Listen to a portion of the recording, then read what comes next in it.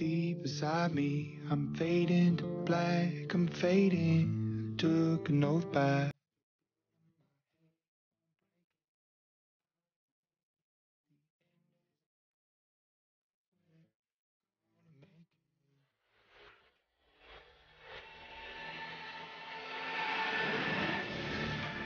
Miqtë të Supersport, përshëndetje të gjithëve, mirë se vini në analizë superiore, emisioni që dedikohet 100% kampionatit shqiptar për të zbardhur tek ju atë çfarë ndodhi në javën 25 për të parë shifrat dhe statistikat e çdo ndeshje, për të parë se kush ka qenë lojtari më të mirë. Do të kemi në fund informacionin më të mirë pas 25 jave, por sigurisht pa harruar dhe atë çka është më kryesorja, video analizat e ndeshjeve, duke lënë në një farë mënyrë që të kuptojmë se çfarë bën mirë apo jo skuadrat në këtë javë të 25. Ishte një javë 25 që pati ndeshje shumë bukura, me Tiranën që konfirmohet në krye dhe si favoritja kryesore për të fituar titullin kampion, duke marrë një fitore në Shkodër përballë Vllaznia Sport dhe ndeshjet e tjera pati gola, spektakle dhe emocione. Për të folur për gjitha këto, jam në studio si gjithmonë me Fation Bardhin. Përshëndetje Fation. Përshëndetje Sokol, përshëndetje të gjithëve. Besoj që ishte javë ngarkuar, edhe për nga episodet, edhe për nga rezultatet, me Partizani që nuk fiton dot përballë Gnatias, por për mënyrën se si rrodhi ngjarjet merr një barazim me 9 lojtar, fiton Tirana në Loro Boriçi, duke po themi gati në mazën 78%, duke qenë ajo favoritja për ta fituar titullin. Patjetër, duke ndalur pak në fillim të Partizani me që përmendët të parën, një skuadër e cila nisi si favorite këtë takim, me komplikon vetë, me problemet që shfaq gjatë ndeshjes, dhe duket sikur shprehet më mirë pastaj me 10 lojtar.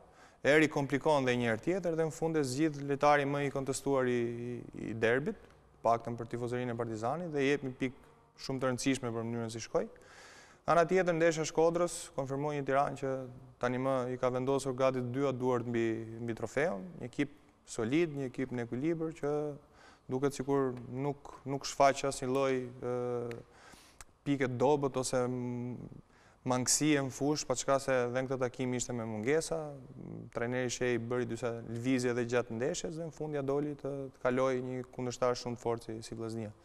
Okej, jetim një sy renditjes për të parë pak se në çfarë pozitash ndodhen pikërisht skuadrat pas 25 javësh, me Tirana që si shtam kryeson bindshëm 10 pikë diferencë nga vendi i dytë që mbahet nga Laçi.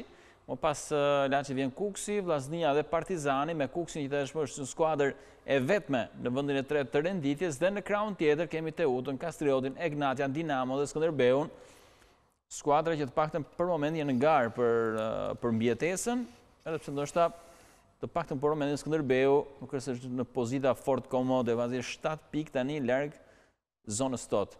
Edhe një fjali përpara se të nisim analizën, Skënderbeu, ndryshimi i trajnerit nga Memeli te Gega, u pa ndonjë ndryshim apo ishte vështirë për të parë ndryshim që në këtë transfer të parë përballë Laçit?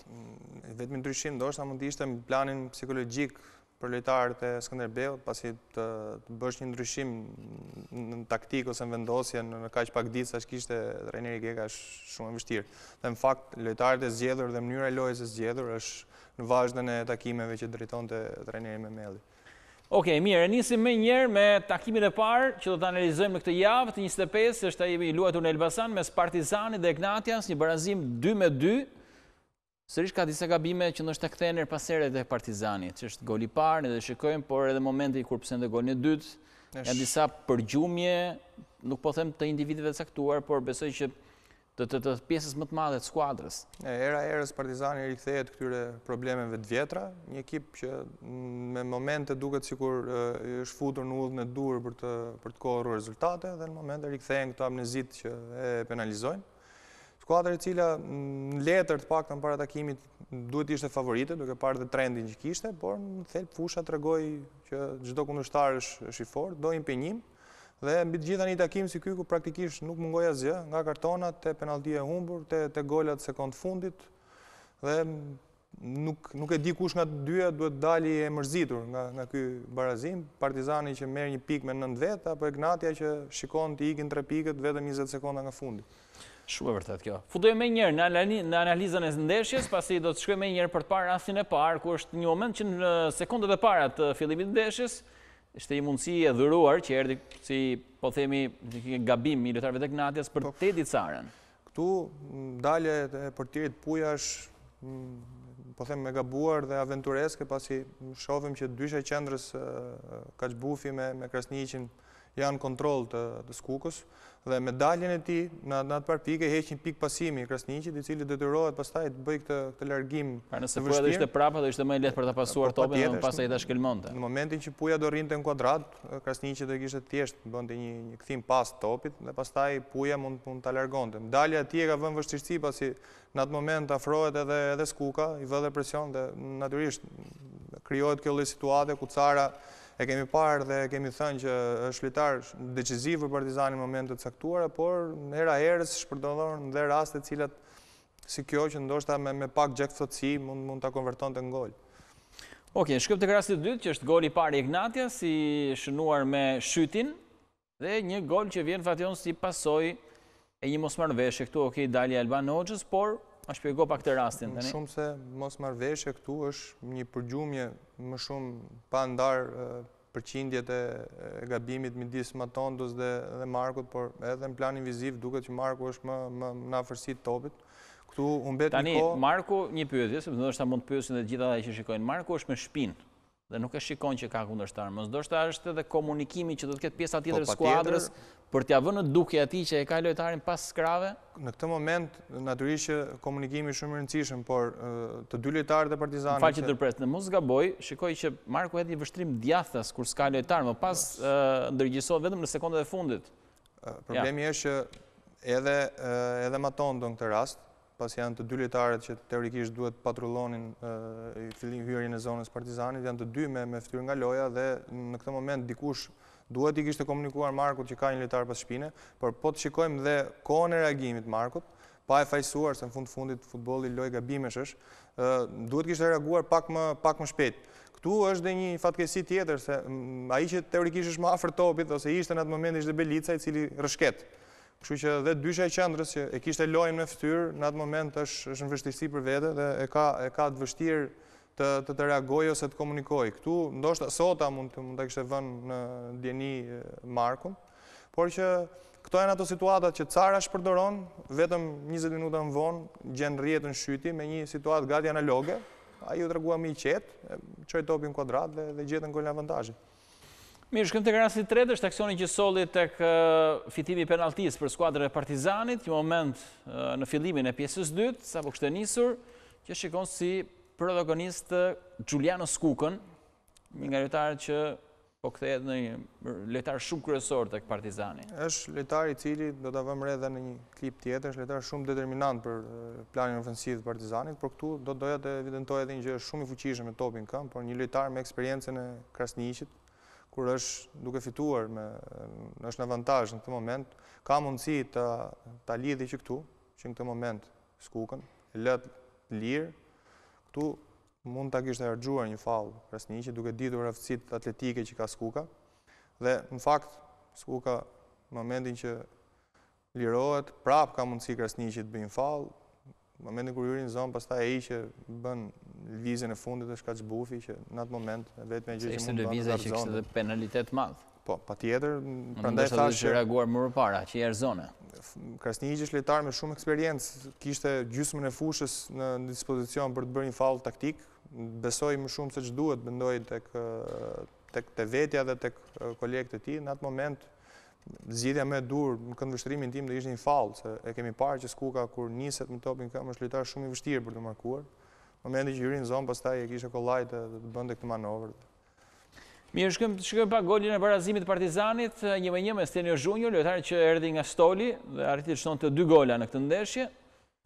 Këtu fillim duhet kemi një aksion të gjatë. Është një lëvizje shumë e bukur e Albion Markut, se në këtë moment ishte ende në fushë. Shikojmë një lëvizje moderne tani më të mbrojtësve të krahut që ka tendencë të marrë këto korridoret e brendshme. Shikojmë lojtarët e Partizanit që vendosen midis linjeve, dhe Cara dhe Rapaj, dhe ndërkohë Marku vazhdon vrapimin për të marrë minimalisht një nga mbrojtësat e Ignatias. Këtu që në këtë moment Partizani ka mundësi, janë 2 pika pasimi dhe 2 pika goditje shumë të mira, gjenë pikërisht Carën, dhe po të vëmë re, është ajo lëvizja e Markut për brenda, që e vendos në dilemë me Lilan, i cili detyrohet të mbylli këtë diagonalit gjatë, dhe pas shpinës ti, nuk kujdeset më për Stenio Junior, i cili këtu e ka, po themi të thjesht për të gjetur rrugën e Rjetës. Shikojmë nga vjen Stenjo. Gjithmonë topat që janë, po themi pas krave të mbrojtësve janë shumë e vështirë. Pasi ai nuk e ka në kontroll, pastaj Ymera Lile aty para tij ka dhe Albion Markun, pikërisht ai vrapim që bëri Marku për të marrë një nga lojtarët e mbrojtjes. Ai kontrollon atë dhe pas shpinë pastaj Junior është vetëm.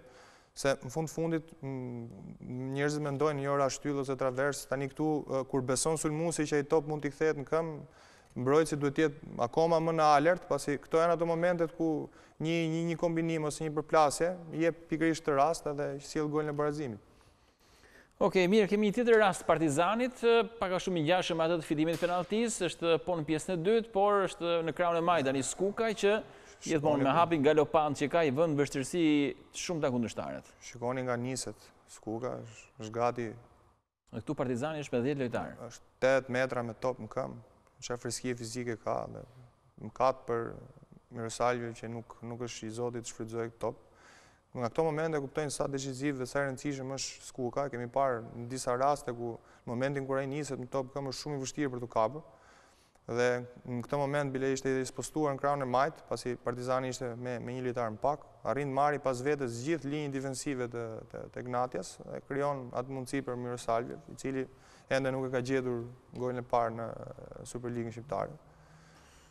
Mirë, ky është momenti i Skukës, sigurisht cilësitë e lojtarit të paktën që në momentin që ka ardhur tek Partizani nuk i kemi vënë as pak dyshim, pasi lojtari që të paktën tek kuq po e bën diferencën, ndjeshëm, dhe besoj se lojtari që Partizani ka nevojë për të krijuar këto hapësira, mund të luajë edhe në krah, mund të luajë edhe në qendër.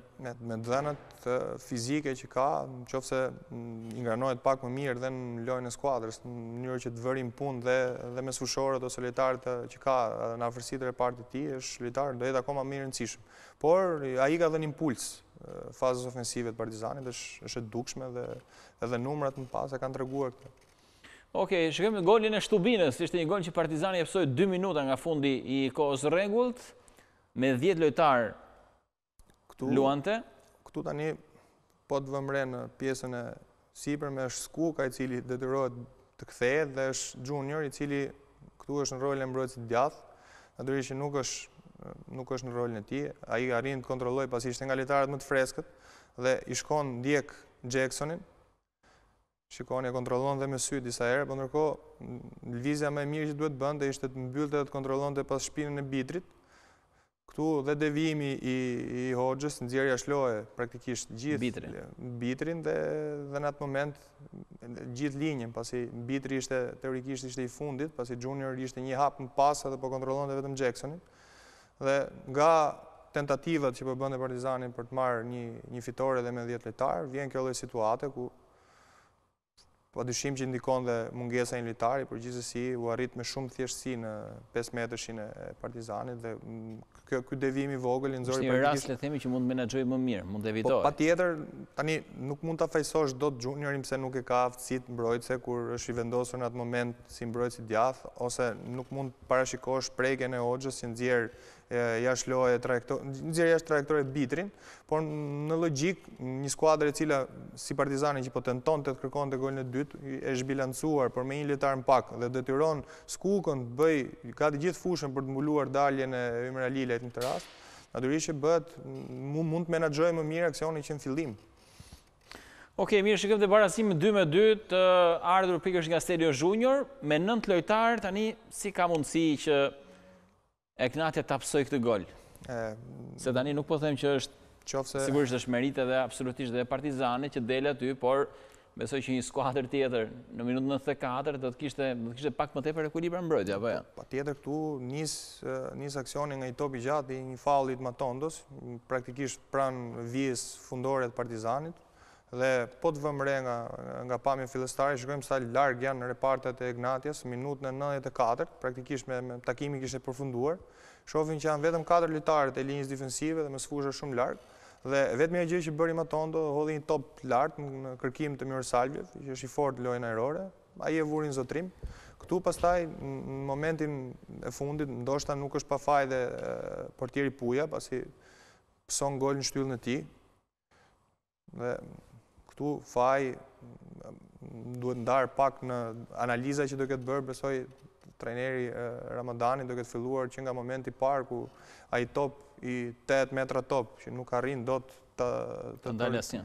Nuk e ndalë askush, pastaj 2 lojtarë të Partizanit që ishin në fazën ofensive arrin të komunojnë dhe mbi të gjitha juniori që gjendet i vetëm në zonë, dhe në fund Puja që pëson golin shtyllën e vet, minutë 94, besoj ka qenë një kompleksitet gabimesh që sollën këtë rezultat.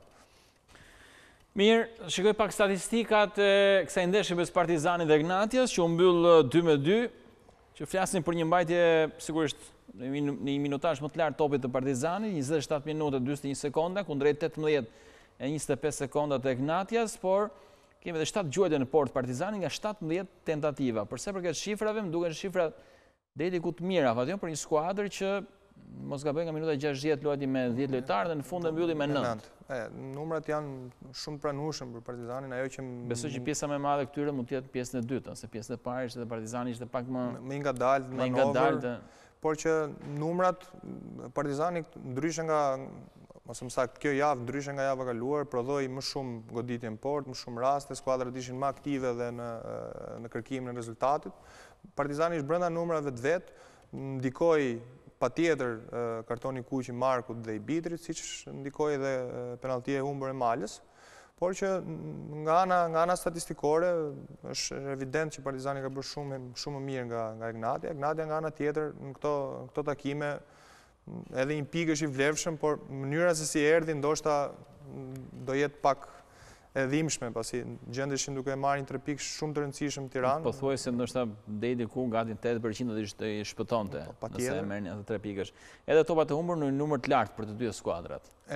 Tani këtu ndikon tek pjesa e Partizanit, topat e humbur e kemi thënë që është një nga skuadrat që nuk ka stabilitet në pjesën e topave të humbur, pasi përpiqet ndonjëherë të luajë më shpejt, skuadra e cila tenton dhe vertikalizimet, por që të thuash Ignatia e bëri një pressing lartë, jashtëzakonshëm që nuk e linte të manovronte, e provojnë pjesën e parë dhe vurin vështirësi, por ndërkohë pjesa e dytë ishte shumë e zhdërvjellët nga Partizani, por edhe numri lartë erdhi si pasojë e kartonit kuq të Markut, pasi humbi një lojtar dhe natyrisht që manovra u bë pak më kaotike. Këto ishin statistikat e ndeshjes mes Partizanit dhe Ignatias, për sa përket lojtarit më të mirë të ndeshjes, ai ishte pikërisht braziliani Stenio Junior, autori 2 golave, u aktivizuan në pjesën e dytë, por shnoi 2 gola. 68% e aksioneve të realizuara, pasimet sakta 22 nga 25 dhe goditje drejt portës i ka 2 nga 2 që janë dhe 2 golat e realizuar. Lojtari i cili i dha impuls fazës ofensive të Partizanit me aktivizimin e tij, lojtari i cili duke më i vendosur dhe më i bindur në aftësitë e tij dhe në ato gjëra që kërkonte, pasi në 2 momentet që u shfaq përballë portierit Puja gjeti rrjetën në të 2 rastet, ishte më kombinues dhe në të 20 rastet të cilët ku vendosën kontakt me topin ishte shumë efektiv. Si duket Stoli, po quajmë kështu, i ka bërë mirë dhe ndoshta Junior sikur po e rikthehet pak formës që praktikisht i ka munguar gjatë gjithë sezonit. Mirë, e mbyllim këtu me Partizani Ignatias, postohemi tek sfida e luajtur Loro Boriçi mes Teutës dhe Kastriotit, një fitore Kastriotit 0-1, por përveç golit duk si ndeshjen në nivelin mesatar. Jam dakord. Për atë çfarë prodhoi. Praktikisht Teuta e mbylli takimin pas një gjuajtje në kuadrat, ndeshje me një ritëm të ulët. Kastrioti i cili duke qenë po i afrohemi fundit sezonit dhe çdo pikë për atë ka një vlerë të jashtëzakonshme, është zhvendosur shumë mirë në fushë për mendimin tim dhe nuk i ka lënë hapësira Teutës dhe në fund ja doli të merrte këto 3 pikë shumë të rëndësishëm për klasifikimin e vet. Dhe me që ishte tek vendosja e Kastriotit, dhe shikojmë pikërisht momentin e parë që ne kemi, se sa të vështirë kishte Teuta që ta kalonte pikërisht presingun e Kastriotit që në fillim. Kastrioti u bë disa takim tani më që loz me një 4-1-4-1, praktikisht çon shumë lojtarë në gjysmë fushën kundërshtare dhe trajneri Çela i ka punuar dhe lojtarët të cilët duhet shkonin në linjën e parë të presionit. Momentet caktuara kur kalonte, pikërisht siç ishte ky moment, shikojmë që linja defensive këtu rri shumë poshtë, ndoshta këtu duhet të ishin minimalisht një 5 ose 10 metra më përpara për të krijuar densitet në afërsitë të zonës të Teutës dhe krijohet kjo lloj situate. Problemi ishte që për të ardhur për të marrë topin, këtu duhet dilte qendërsulmuesi Hebaj, kështu që gjithsesi nuk krijonte rrezikshmëri për portën e Kastriotit. Momente kur krijoheshin këto topa të diskutueshëm, Kastrioti bënte gjën më të mirë, largonte topin dhe nuk i linte Teutës mundësi të manovronte. Madje edhe në fazën e organizimit shikojmë që Aleksi ka këtë tendencën për të zbritur midis dy qendrave të mbrojtjes, por ndërkohë me zbritjen e tij zbret dhe Beqa dhe është praktikisht e pamundur të gjejmë pika pasimi në linjë vertikale përveç se me mbrojtësit e kraut. Dhe mendoj që i mungon pak fantazia të Teutës pasi nuk arrin dot të krijojë rrezikshmëri. Këtu nëse Heba i zbret 40 metra, 50 metra nga porta për të vënë kontakt me topin, praktikisht nuk ka më lojtar në fazën ofensive të Teutës që mund të bëjë diçka. Okej, rasti i dytë është pikërisht goli i brasilianit Kaina, i cili po kalon një formë të mirë te Kastrioti, nuk pati hapësira tek Vllaznia, por këtu besoj që është tani edhe një rrëmuj, mosmarrveshje.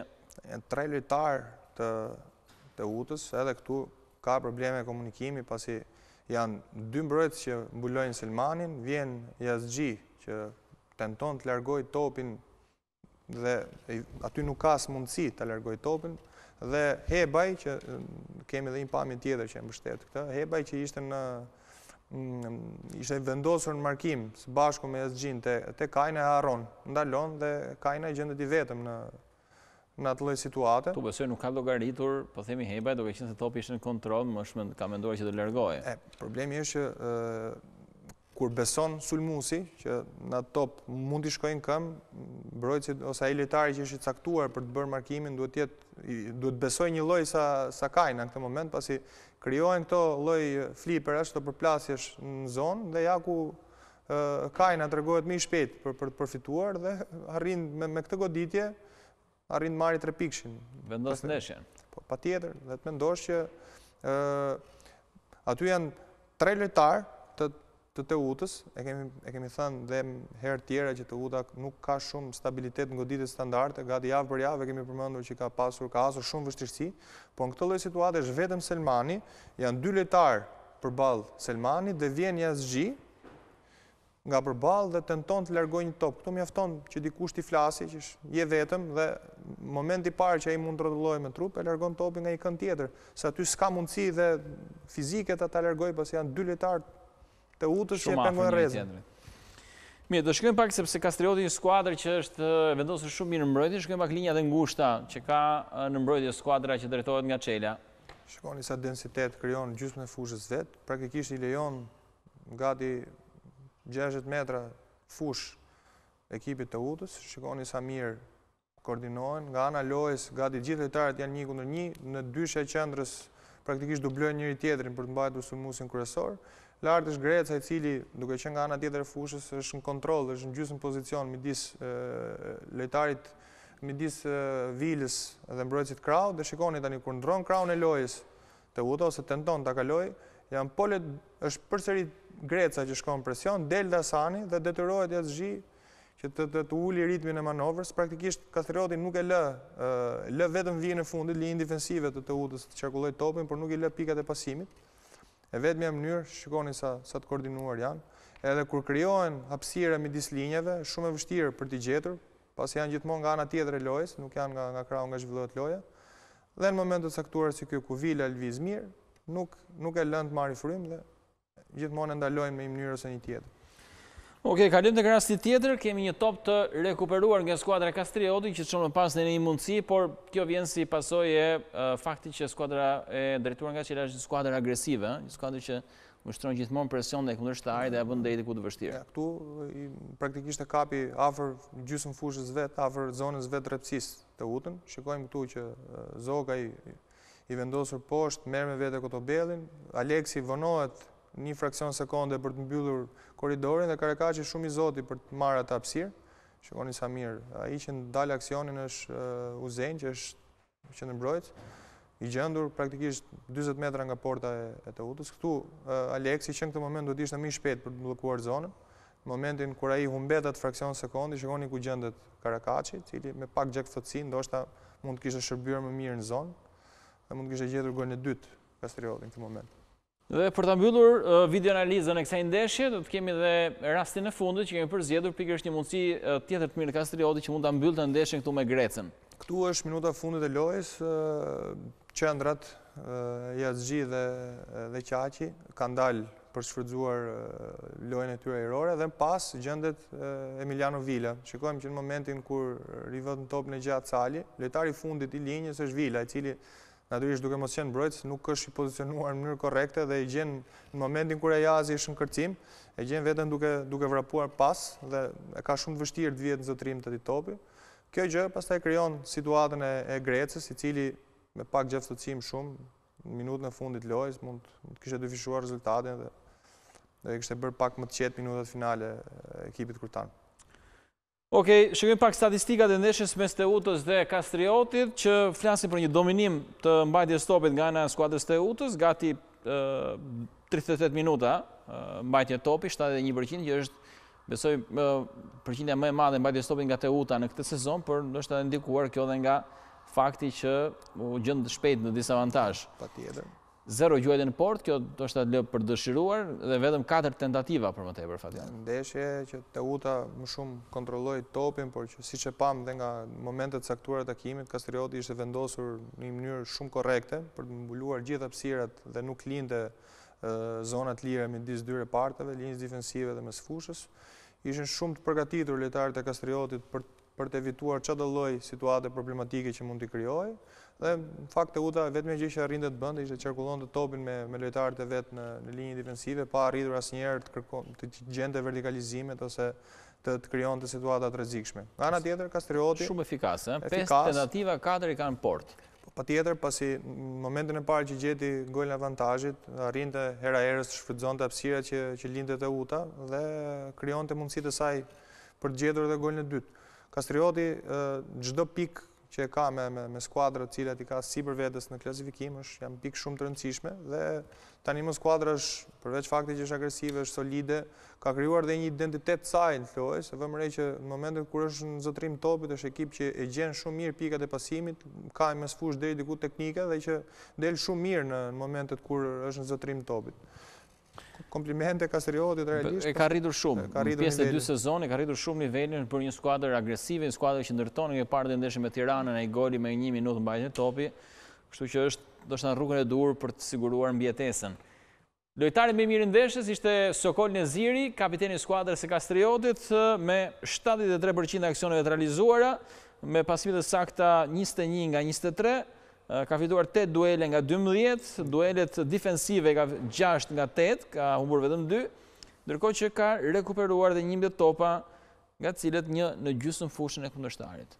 Duke qenë një ndeshje sakrifice, po themi, për Kastriotin, të paktën në planin defensiv, ku lojtarët do të ishin shumë të përqendruar dhe të kishin kujdes që të ruanin atë avantazh që morën. Neziri ka bërë një performancë shumë të mirë, pasi përballë ka pas dhe një klient me një background mirë, si që është Amir Yka, dhe ka bërë një ndeshje shumë të mirë Neziri, pas një lloj momenti ku është vënë vështirësi, madje ka qenë decisiv me pjesët e dueleve, ku në fundit lojtarët mbrojtës një nga pikat e veta më të forta që duhet të kenë është pikërisht ajo, të arrijnë të fitojnë duelet atëherë kur duhet. Mirë, tani do zhvendosemi në një tjetër ndeshje, ajo që luajt Loro Boriçi, Vllaznia Tirana, një nga klasikat e futbollit shqiptar. Tani çfarë ndodhi me Vllaznin, se 1-0 arriti që të krijonte ndoshta përsinë, të krijonte atë idenë sikur do të fitonte ndeshjen ndaj Tiranës, pati një penallti, si ka mundësi që u thye kaq shpejt, përveç meritave që ka në mënyrë absolute Tirana. Ashtu si po zhvilloi takimi, ishte një Vllaznie e cila ishte vendosur mirë në fushë, pa çka se duhet teksuar që ajo ka pas mungesa të rëndësishme, një nga ata Jonuzi, dhe u detyrua trajneri Bërdarit që të kalonte Dianje së bashku me Krymin para mbrojtjes, por që Tirana asnjëherë nuk e humbet të ruan, një skuadër e cila ka krijuar një vetbesim të lartë në momentet caktuara dhe kur gjendet në vështirësi arrin gjithmonë të mbledhë forcat dhe të krijojë mundësitë e veta. Pastaj nuk duhet të harrojmë që ka dhe cilësi në ekip, edhe lojtarët që janë të aktivizuar më pak, janë lojtarë të cilët shpeshherë bëhen decisiv. Nga ana tjetër Vllaznia duket sikur që pas momentit të 11 metrëshit gabuar, sikur u thye pak në planin psikologjik dhe ai gol i shpejt i ardhur më pas nga i barazimit ndryshoi rrjedhën e takimit dhe pjesën e dytë pastaj praktikisht Tirana ishte, nuk po them dominuese, se kishte edhe Vllaznia në momentet e ishte vendosur akoma më mirë në fushë dhe krijoi mundësi pafund për ta fituar takimin. Nisim analizën me golin e Ante Aralisës, goli parë i ndeshjes, goli shpejt nga ana e sulmuesit kroat. Ishin momentet e para ku Vllaznia ishte vendosur më mirë në fush. Tirana e filloi këtë takim me 3-4-1-2 dhe treshja e mbrojtjes Najdovski, Bejraçe, Hoxhallari, këtu shikojmë që nuk janë të vendosur as pak në mënyrë korrekte. Hoxhallari është shumë i spostuar në të majtë. Shikojmë një hapësirë të jashtëzakonshme që krijohet midis Najdovskit, që detyrohet dalin për të mbuluar Aralicën. Këtu askush nuk e mbyll linjën dhe është po Aralica që mbyll të mur. Pastaj këtu e ka thjesht kaloi portierin dhe të përcjell topin rrjet. Janë momentet e para ku Vllaznia duke më qartë në manovrën e vet. Ja, dhe këtu i fundi është shumë i mirë nga përbrenda e Krujës, një gjë që pa me Markun në ndeshjen e Partizani Egnatia. Këtu pastaj është lëvizje shumë e mirë e Aralicas, momentin kur në fillim i shkon del nga zona vetë e referencës duke marrë me vete Najdovskin dhe shfrytëzon hapësirën që krijohet më pas nga i topi dhënë nga Musedana, kishë mos gaboj, dhe krijohet ky moment. Shikoni sa vonë reagojnë dy mbrojtësat e tjerë Tiranës dhe ku e gjen veten avantazh shumë shpejt Vllaznia. Okej, gjeti shpejt veten avantazh, por do të shikojmë pak se si vendosin fazën mbrojtëse. Isha kurioz edhe për ta parë po përgjigjuar dhe shpjegimin tënd se si ishte vendosur Vllaznia në fazën mbrojtëse. Vllaznia gjeti golin shumë shpejt, po pashka se teorikisht Vllaznia në momentet kur ka mundësi të mbrohet në gjysmë fushën e vet për të shfrytzuar më pas aftësitë atletike që kanë Latifi, Çoba dhe lojtarët ofensiv. Gjithsesi këtu vëmë re një Vllaznia u vendos në të paktën letër me një 4-2-3-1 ku treshja pas Aralicas ishte Çoba, Mustedana, Gish, Latifi. Po të vëmë re në këtë moment nuk është një 4-2-3-1 tipike, por shikojmë 3 lojtarët ofensiv të Vllaznisë, cilët praktikisht duket sikur po markojnë 3 mbrojtësat e Tiranës dhe ndërkohë mbyllin linjat e pasimit për dyshen e mesfushës, Toli e Limaj. I vetmi që bën përjashtim këtë rast dhe që kontrollon me pozicionimin e tij Ismail Gecin është Çoba, i cili në 2 momentet nuk i lejonte korridoret e pasimit Ismail Gecit. Dhe ç'a ndodhte? I vetmi lojtar që mund të thyen te këto linja ishte Hoti, që ishte vendosur pas 2 sulmuesve të Tiranës. Po të vëmë re këtu Djanje është i pakujdesshëm dhe pikërisht Hoti, lojtari i cili nuk ishte lojtar në atë moment, bëhet i rrezikshëm. Djanje pas momentin e dytë është i vëmendshëm dhe arrin të pastrojë. Mënyra se si e kishte ndërtuar për mendimin tim trajneri Brdarić edhe pjesën e presingut ose vendosjes në planin defensiv është shumë e mirë, pasi treshja e mbrojtjes së Tiranës, Hoxhallari ka aftësi impostuese shumë të mira, por ndërkohë nga ana tjetër i bllokonin dy lojtarët, nuk po themi kyç, dy pikat e pasimit para që ishte Limaj dhe në rastin tonë dhe Toli, pasi Totre ishte diskualifikuar. Në momentin kur ishin në frymëmarrje në sfush, detyroheshin këto topa gjatë nga prapavia e Tiranës. Hoti ka qenë shumë i zotit të merrte këto hapësirat boshe, por që nuk ishte aq efektiv në këtë moment. Me që jemi të Hoti, shikojmë edhe rastin tjetër, ka goditur traversën dhe është një vendosje edhe e mirë për më tepër mes linjave. Ai problemi që po thonim tani, shikojmë, Djanje nuk është shumë i orientuar në rolin e ri. Në këtë rast edhe Krymi është pak më i avancuar se ç'duhet, duke lënë midis vetes dhe dyshe mes fushës Vllaznisë dhe repartit defensiv kanë 2 lojtarë që gjenden mes linjave, është Xhixha dhe Hoti. Shikojmë këtu kërcen lirë Xhixha aty dhe ka mundësi dhe Hoti të gjej portën, këtu ka gjetur traversën. Ishin shumë zotët lojtarët e Tiranës që të merrnin atë hapësirën që krijohej midis dyshes digës mes fushës Vllaznisë, që ishte Djanje dhe Krymi, dhe reparti defensiv i cili tendencialisht rrinte çik më poshtë se ç'duhet. Dhe lojtarët e Tiranës, siç tham, kanë aftësi teknike shumë të mira dhe i krijojnë dhe i shfrytëzojnë mirë këto momente. Okej, shkojmë te rasti tjetër, kemi një gabim të Adilit dhe një moment që cilin Seferi provon të shfrytëzojë, por tenton vetë portën në këtë rast nuk arrin dot që të pasojë. Këtu shumë Adili këtu bën një gabim pa nevojshëm qarkullim. Është krejtësisht i vetëm, ka kohë dhe të mbajë topin një sekondë tepër për parë cili do jetë lojtari i cili do e sulmojë dhe jep të top në horizontal, cilët janë topa shumë të rrezikshëm dhe mbi të gjitha pa një adresë caktuar, duke vendosur ekipin në këtë situatë shumë të vështirë. Shikojmë këtu Adili mjafton mbante një fraksion sekondi më shumë topin për të parë cili ishte lojtari që do dilte për të dilte përballë. Nëse do ishte Xhixha, liroi pasimi ke Kruja. Nga ana tjetër dhe Krymi, i cili po i ofroi si pikë pasimi, i kishte shumë larg Markusin e vet, nuk kishte nevojë me dhënë një top në krahun tjetër, pasi e kemi thënë që Tirana shfrytëzon shumë mirë këtë moment. Në këtë rast Seferi tentoi portën me Xhixhen krejt vetëm në hyrje të zonës. Zgjidhja e tij gjithsesi, por që këto momente ishin më shumë të dhuruara nga Vllaznia se sa i krijuar nga Tirana. Okej, shkojmë pak skemën e golit të parazimit 1-1 të Ismail Gecit, ishte një skemë shumë interesante, e çoi tek rruga Rrjedhës Tiranën.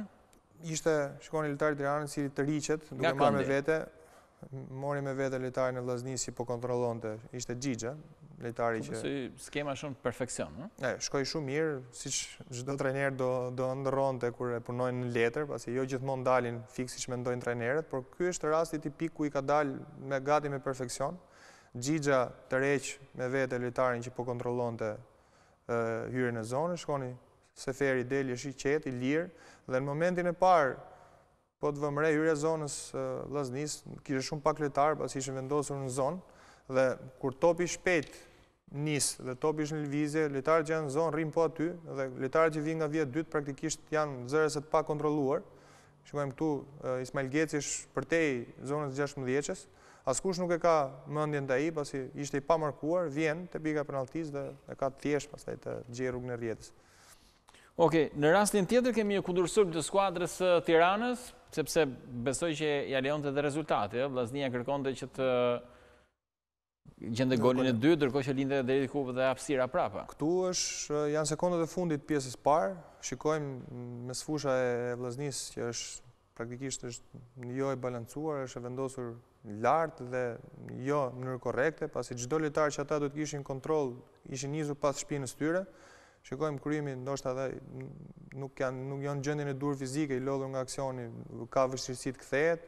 Edhe Djanje këtu nuk është i pozicionuar në mënyrë korrekte. Shikojmë Gjumsi që ka kohë të mendohet, shikon ka Seferi që kërkon thellësinë, është Xhixha që kërkon thellësinë, është Hoti që është vendosur shumë mirë, vjen dhe Limaj që nuk ka asnjë lloj lojtari ta kontrollojë.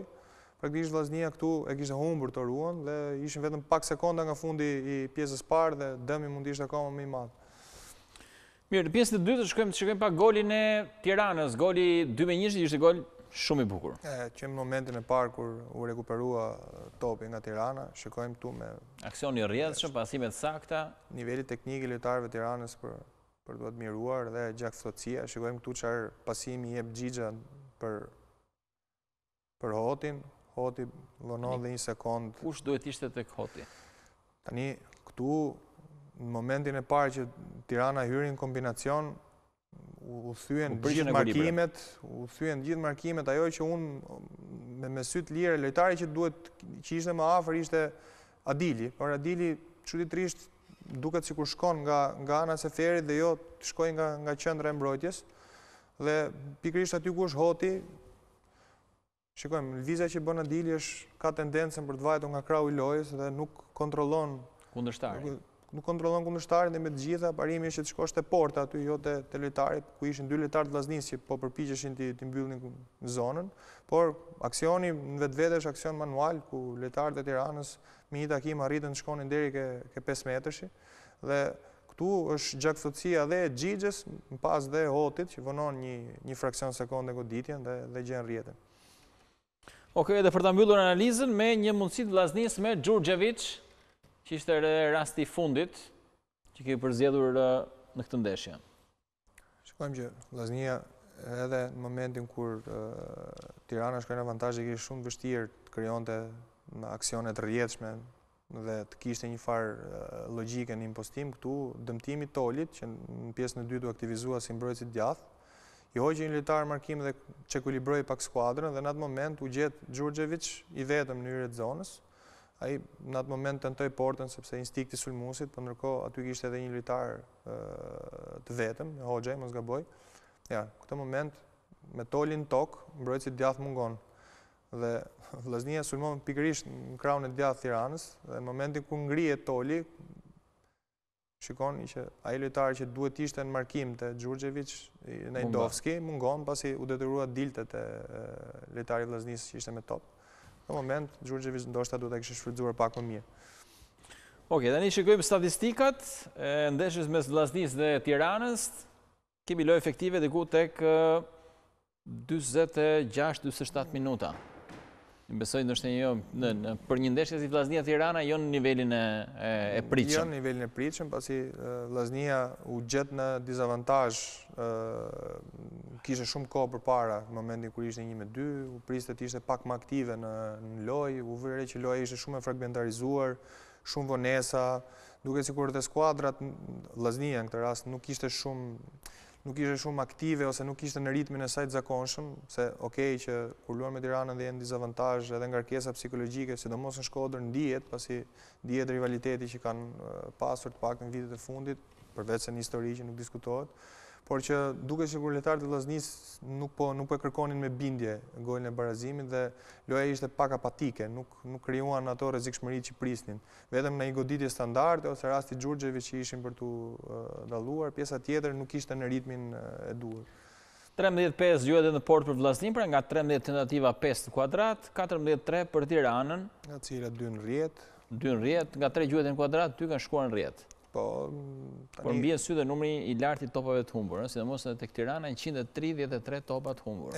Kjo diktohet pak edhe nga mungesat e rëndësishme që kishin mes fushë të dyja skuadrat. Vllaznin ne kemi parë që është skuadra që ka përqindjen numrin më të lartë topave të humbur në kampionatin tonë, por edhe Tirana në këtë takim lvizi edhe në vendosjen fillestare, nisi me 3-4-1-2, kaloi në 4-2-3-1, nisi pjesën e dytë me futjen e Devit në 4-3-3. Normalisht kur ka këto lvizjet e shpeshta të formacionit vendosjes të fush, është edhe vështirë sa të krijohen ekuilibrat midis lojtarëve dhe të gjenden zonat dhe kjo ndikon. Përveç faktit që Vllaznia pastaj ka një mënyrë presingu të ndërtuar mirë dhe që nuk e lë kohë kundërshtarit mendojnë dhe të kenë një organizim të rrjedhshëm.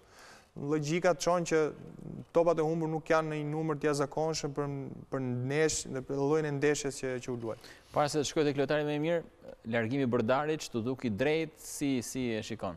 Unë mendoj që Brdarić është nga ata trajnerë që kanë bërë punë shumë të mirë në kampionatin shqiptar, kanë thënë është nga ata trajnerë që t'ia dallon shenjën në skuadër, e kupton menjëherë kur trajneri ka dorë në mënyrën se si një skuadër luan.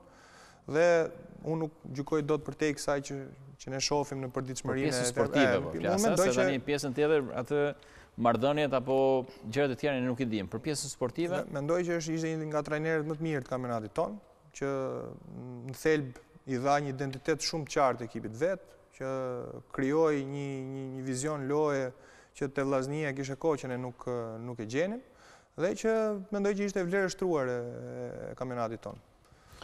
Okej, mirë, për sa përket lojtarit ndeshjes, Angel Hoti, ai që është zgjedhur më i miri me shifrat më të mira që ka pasur në këtë sfidë mes Vllaznisë dhe Tiranës, me një gol të shnuar, 52% e aksioneve të realizuara, pasimet sakta 27 nga 35, 3 nga 4 driblimet, 8 nga 15 duele defensive të fituara dhe nga 10 topa të rekuperuar, 5 i ka në gjysmë fushën e kundërshtarit.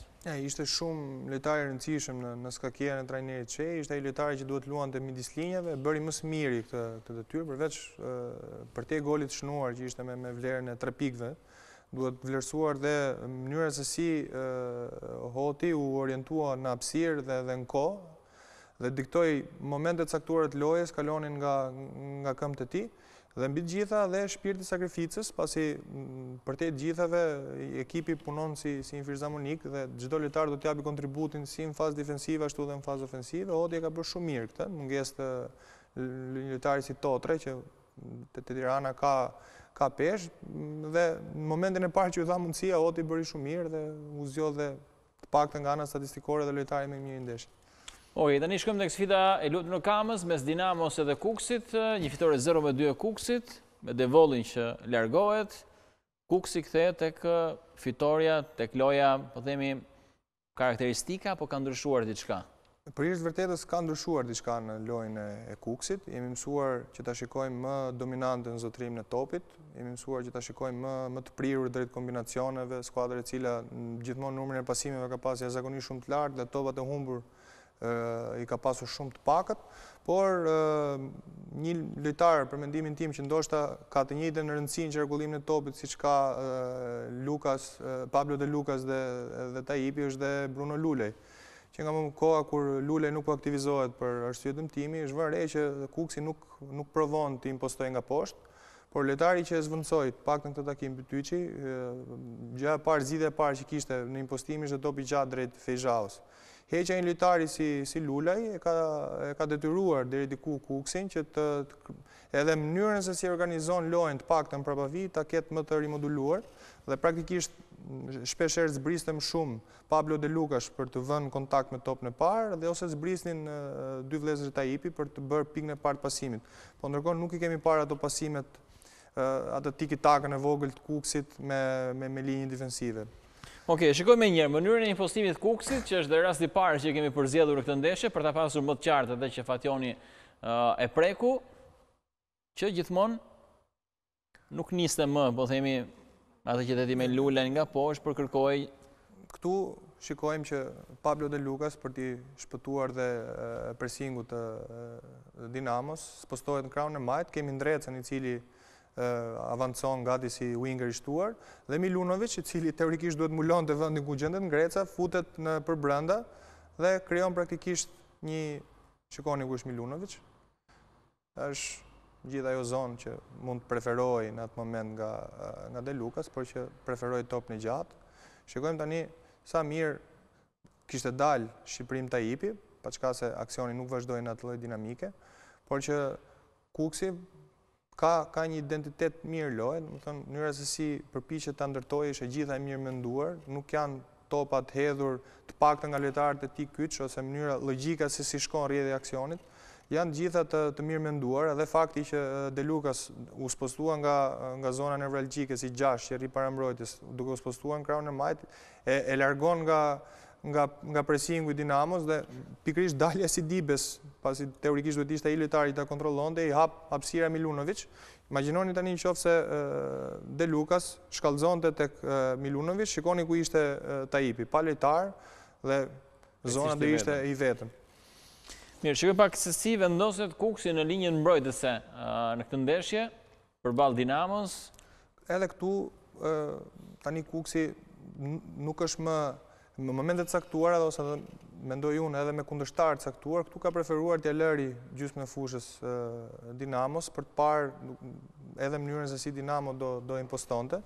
Dhe Kuksi nuk preferoi të ishte agresiv, që përveç vërtetës Kuksi në momentet caktuara dhe kur e ka organikën e plotë është skuadër shumë agresive dhe nuk e lejon kundërshtarin të organizojë me qetësi. Ndërkohë me Dinamo kishte zgjedhur të vendosej në gjysmën fushën e vet dhe priste gabimet e ekipit Dinamovit që në fund kanë ardhur, shikoni, liendet janë ngjeshura, lojtarët janë lojtarë sakrifice, vëmë re në këtë moment në fazë defensive praktikisht është një 4-1-4-1 me vetëm Fejxhaun që në këtë moment e ka kaluar gjysmën e fushës, në dinamikën e aksionit, edhe në momentin kur zbrit, nëse regjia e lejon, shikoni sa mirë zbret Shqiprim Taipi për mbyllur atë zonën e ndërmjetme, ato hapësirat midis linjave, dhe shikoni kush e mbyll Demirin, vjen Basha. E kemi thënë shpesh që Basha është lojtar shumë i rëndësishëm për mënyrën se si Longo e koncepton Kuksin dhe lojën, dhe Basha është lojtar shumë inteligjent. Në këtë moment nuk rri me Prodanin, i cili është më pak i rrezikshëm pasi është shumë jashtë linjës lojës, por i afrohet qendrës për të lejuar Demirin të hyjë në qarkullim. Çdo lëvizje është e mirë menduar dhe në fakt Dinamo nuk arrin dot të jetë efektive në lojën e saj ofensive. False mbrojtja që kishte Kuksi, do shikojmë pak këtë mënyrën sepse Dinamo e vura re në shumë raste që provonte vetëm me topat e gjatë. Me topat e gjatë gjithmonë, dhe kjo vinte si mungesë hapësirave. Këtu shikojmë momentin e golit ose autogolit të Prodanit. Shikoni ku Prodani rri në një pozicion pak të ndërmjetëm, por ndërkohë ka Bashën, i cili këtu vazhdojmë themi që është lojtar shumë inteligjent Basha. Në këtë moment ishte hapur praktikisht në hapësirën e vijës anësore dhe vën vështirësi Prodanin, i cili që në momentin e parë të fillimit të aksionit, shikoni nuk është i vendosur në mënyrë korrekte, pasi nuk shkon as te Shqiprim Taipi dhe nuk pozicionohet as për të mbuluar hapësirën që lejohet Bashës. Këtu pastaj, futbolli është dhe fatalitet, mënyra si fati i keq, nuk mund ta gjykojmë për momentin e fundit, por këtu gjithë sprinti që u desh për ta rekuperuar Bashën, mund ishte evituar me një pozicionim më korrekt në momentin fillestar. Pastaj këtu nuk ka kohë as të reagoj, pasi distanca është shumë e afërt. Topi ishte fat keq. Tani shikojmë mënyrën se si Dinamo has të vështirësi për ta gjetur sepse u vund disavantazh dhe përvonte në shumë raste, por mbrojtja e Kukësit ishte solide. Po patjetër dhe ishte shumë ngjeshur, linjat ishin shumë afër dhe detyrohej shpesh herë Dinamo të tentonte këto topat e gjatë hera herës pa adres, por thjesht për të larguar atë përgjegjësinë e topit në këmbë. Shikojmë këtu kur postoi Ibrahimi për të vënë kontakt me topin në linjat anësore. Shikoni këtu Samake bën edhe me shenjë që nuk kam pik pasimi. Dhe kur detyrohej me larguar topin praktikisht, pasi nuk ishte një gjë që ishte strukturuar ose menduar, ishte thjesht mungesa hapësirës që detyronte të luante topin e gjatë. Praktikisht Kuksi nuk u vu në provë gati në asnjë moment nga Dinamo. Kalim tani që kemi pak golin e Luka Milunovic, goli që i dha goditin e dytë Dinamos dhe e mbylli ndeshjen, nuk ishte më histori. Këtu ai që bëri përshtypje është një pasim klasi i De Lukas. Kemi thënë që është lojtar me aftësi të jashtëzakonshme, këtu edhe pozicionimi shumë i mirë i Milunovic dhe mbi të gjitha ai krosim është gjysma golit, pasi përtej fakti që e nxjerr jashtë kohë totalisht Siljanovskin, është perfekt dhe mënyra e ekzekutimit dhe koha e ekzekutimit, pasi nuk u vun kontroll ose ta stoponte topin, por i dha me të parën dhe gati me të jashtmen. I vodhi në kohë praktikisht mbrojtësi Dinamos këtu, cili ishte me fytyrë nga loja, por shikoni çfarë topi është gjysma golit, është momenti i krosimit. Vërtet i mrekullueshëm Pablo De Lukas, komplimenta. Kalim tek rasti tjetër, kemi kundërshtuar të Kukësit, por që vjen pas një gabimi të Samake, sepse sigurisht me rezultatin 0-2 fillojnë ndoshta edhe prishën dhe ekuilibrat apo tensionohen dhe lojtarët dhe ishte shumë shpejt në fakt për të arritur atë pikë, por që në momentin e rivënies anësore, këtu shikojmë që s'kishte as pika pasimi nga një rivënie anësore thjesht, ishin vetëm 3 lojtarë të mbrojtës të Dinamos, shumë të shkëputur nga pjesa tjetër e ekipit. Shikoni tani sa lojtarë të Kukësit vinë, 3 janë të vetëm në vijën e 5 metrëshit. Këtu, natyrisht që në momentin e parë kur aksioni shkon këtë lloj situate, kjo është gjysmë goli, është vetëm po themi fati ose problematikat e hasur nga Milunovic për të vënë kontroll, por po të vëmë re dhe vazhdimi i aksionit është po Kuksi që është ngulmus me Taipin. Ja, këtu në këtë moment është shumë e pashpjegueshme mënyra se si është vendosur Dinamo. Ai lojtar që ishte me topin në dorë se krijohet një përsi sepse është i lojtari dëmtuar në krahun e majt. Edhe nëse Samake do ishte në këmbë, gjithsesi do ishte një 3-4 dhe përsëri Kuksi do ishte një lojtar më tepër. Pastaj këtu shikon ku rrin lojtarët e Dinamos. Të 3 lojtarët e Kuksit janë para dhe janë të vije 5 metrëshit dhe askush nuk po shkonte të paktën minimalisht të kundërshtonte dhe ky topi kthyer i shkon po Kuksit. Që janë gjëra që tani duhet i rishofi trajneri Vanoli, pasi shumë kohë e shkurtër besoj. Si do duk zgjedhja për të marrë një italian në, po themi, 11 javë nga fundi i kampionatit? Mendoj që një trajneri, edhe trajneri shqiptari duhet pak kohë që të përshtatet me ekipin, sidomos kur flasim për një fazë shumë të rëndësishme, si është faza 4 me Dinamo që ndodhet në situatë vështirë. Imagjinoj një huaj që vjen në një realitet tjetër që do kohën e vetë përshtatjes si fillim, për te fakti që do kohën e njohjes kampionatit dhe të skuadrës tij, duket një bast i trajnerit Bardi, me shpresën e mirë që të jetë për ata. Shojmë si do shkojë, se ndonjëherë është çështje fati, ndonjëherë merr për mirë, merr dhe për keq, atë nuk e dim, do të presim që ta mësojmë në fushë. Kalojmë tek rasti i fundit, kemi një mundësi për Dinamon me Rimal Haxhiun dhe mbyllim këtu analizën e kësaj ndeshje mes Dinamos dhe Kukësit. Ka rastet e pakta, ja, minutat e fundit, Dinamo është totalisht e zhbilancuar në kërkim të golit. Këtu janë këto momentet që ato topat që nuk i shef askush, sokol që diskutojmë në njërë topat e shtyllës dytë, shikojmë që është gjendet Fejzhau aty afër Haxhiut.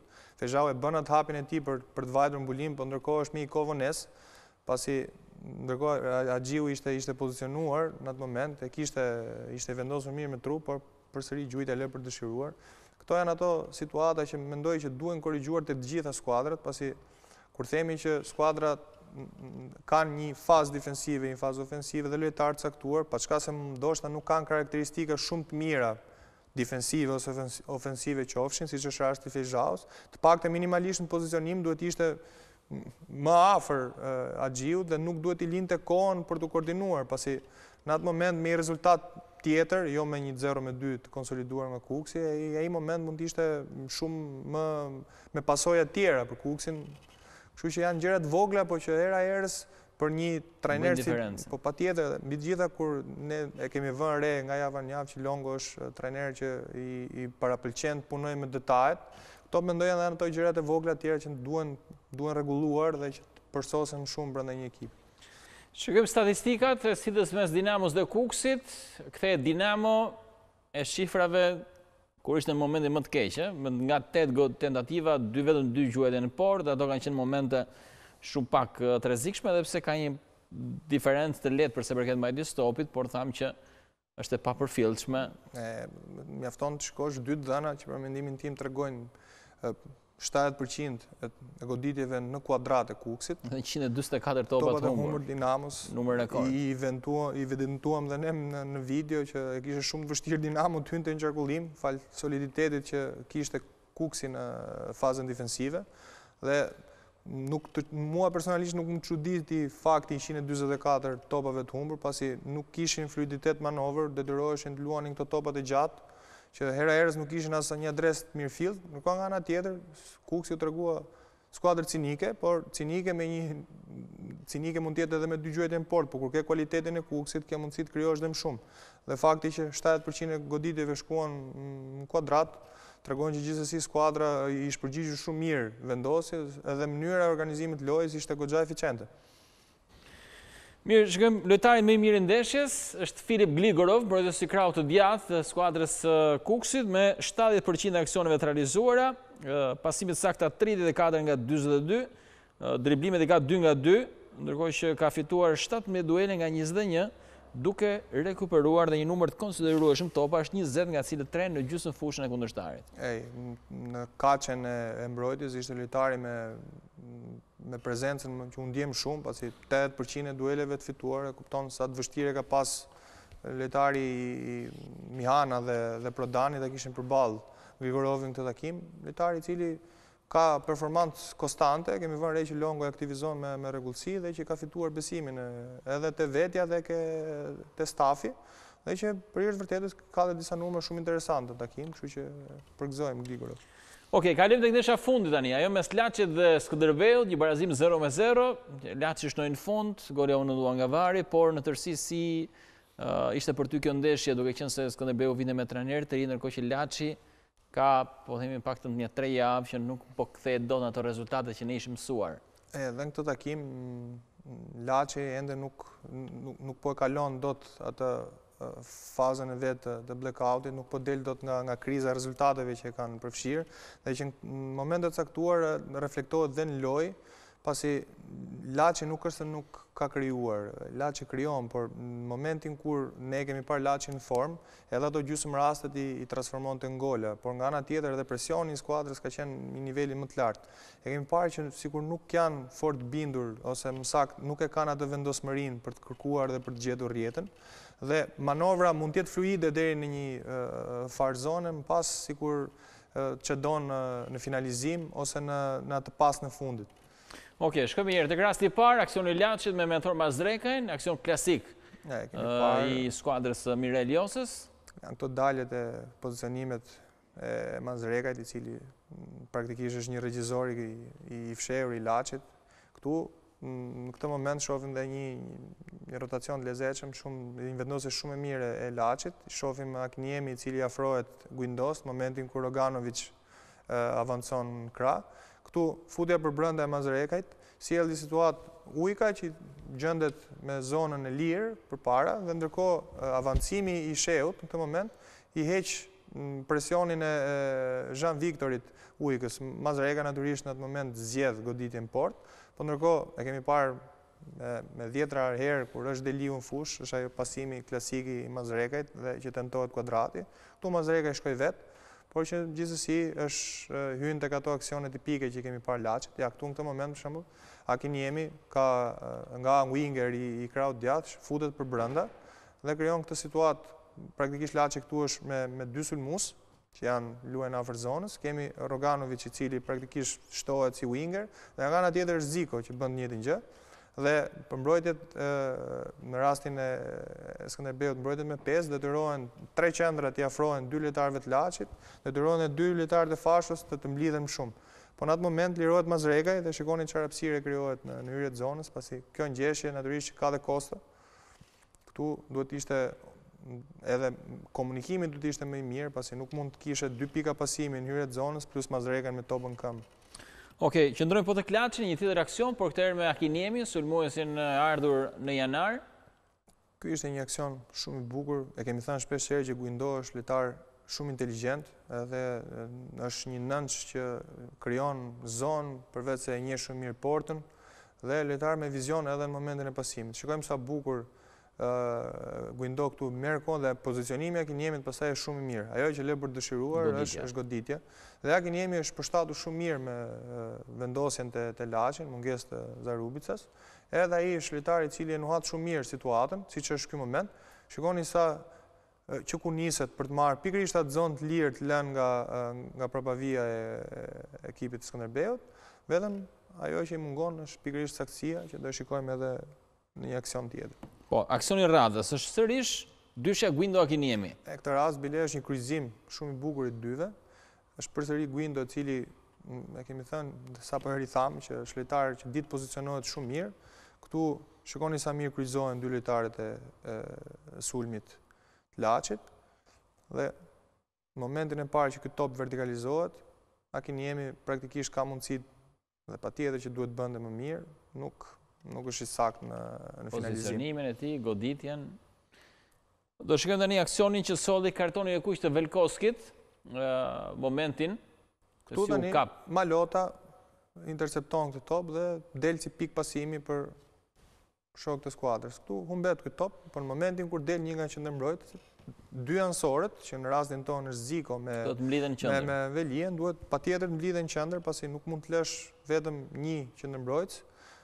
Ai top i hedhur nga propavia e Skënderbeut mund të ishte edhe thjesht për të larguar topin, po ndërkohë është një situatë që krijohet 2-1. Në atë moment të dy mbrojtësit e kraut duhet të mblidhen të afrohen Velkoskit që mos krijohet kjo situatë që praktikisht u krijua, ku Velkoski nuk ka shumë vështirë ta lexojë këtë situatë pasi ka dy lojtar, nuk di ku të shkojë.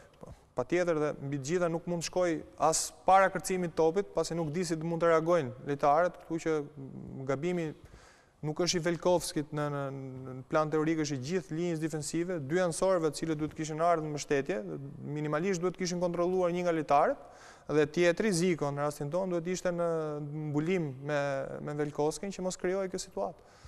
Okej, shikojmë edhe një mundësi të Laçit që pati me Guindon, Salio Guindo që nuk arriti do të shënonte në këtë ndeshje. Këtu Laçi është me 10 futbollistë, shikojmë Sheu i cili përplaset pafund me sfush me gjithë lojtarët e Skënderbeut. Shikojmë që edhe manovra gjithsesi, pas ka se me lojtarën pak dhe është ndërvjedh, lojtarët dinë pozicionohen dhe të marrin këto hapësiret pas shpinës së kundërshtarit.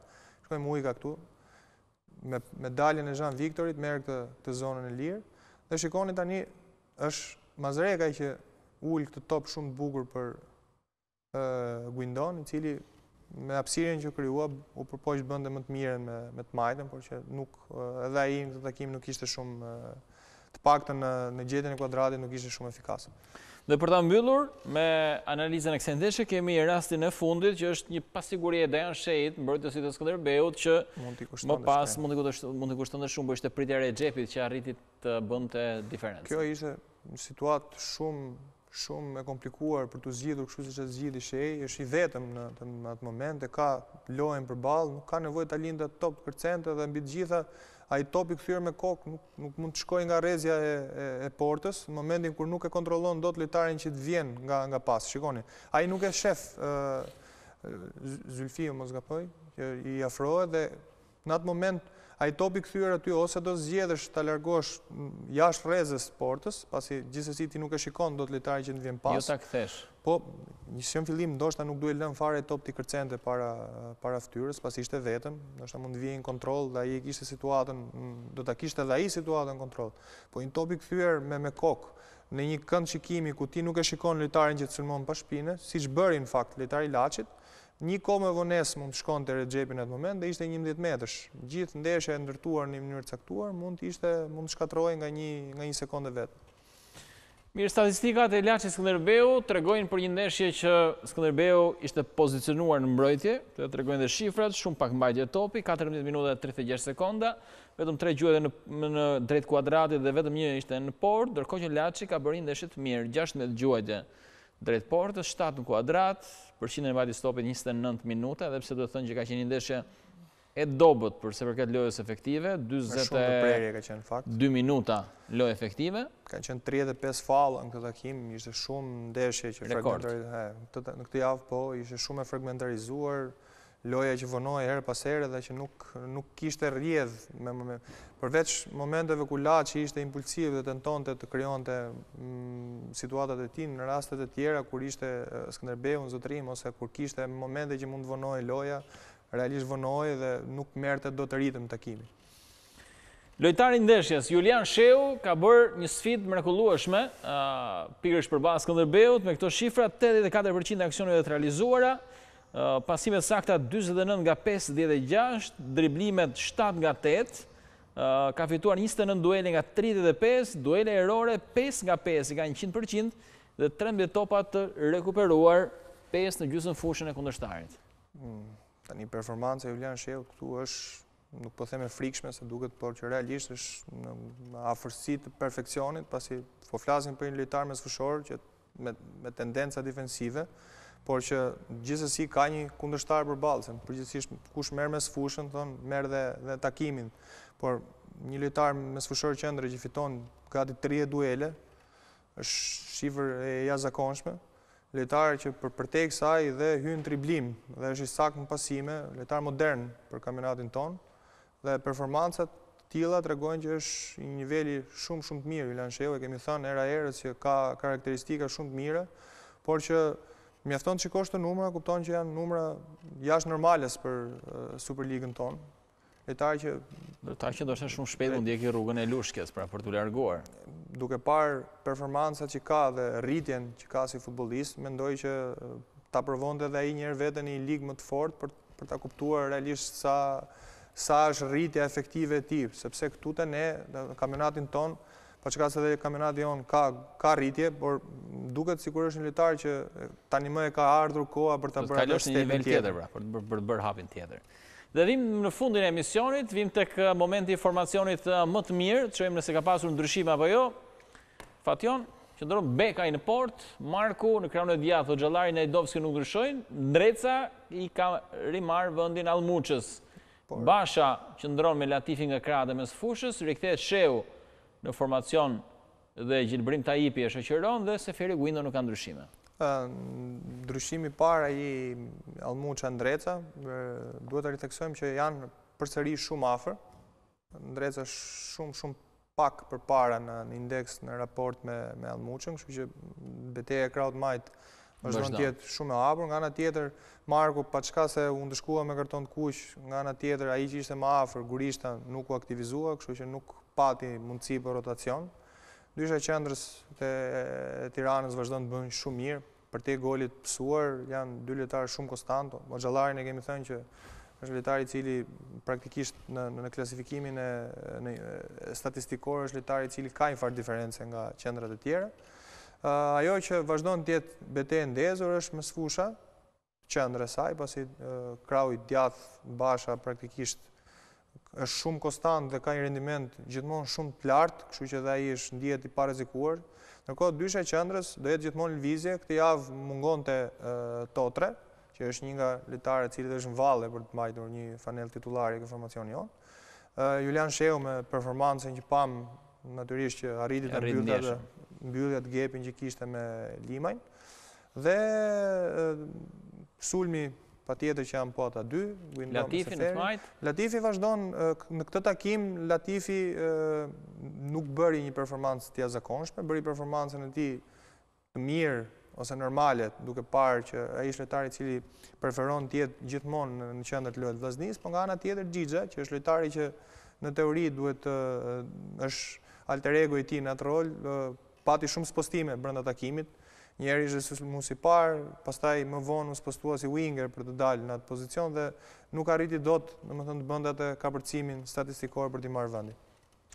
Mirë, ky është informacioni më i mirë, do të pshojmë nëse do të ketë ndryshime sigurisht një javë që vijim, sepse ti i përmendë pozicionet ku ka duele më tashpër, ndërsa sulmi besoj që po Porta, se nuk pyeta për Portën, Bekaj. Bekaj është i qetë duke parë që edhe portieri Dajsinani, pa çka se po bën performancat mira, ka psuar nga java në javë dhe Bekaj deciziv me mënyrën e vet lojës. Besoj që sigurisht kanë ndihmuar edhe nga skuadra në fazën mbrojtëse që nuk mëson shumë. Besoj që skuadra që kryeson, që ka rendimentin më të mirë, ndihmon shumë edhe portierin. Mirë, jemi në fund, falenderoj Fatjon për gjithë analizat.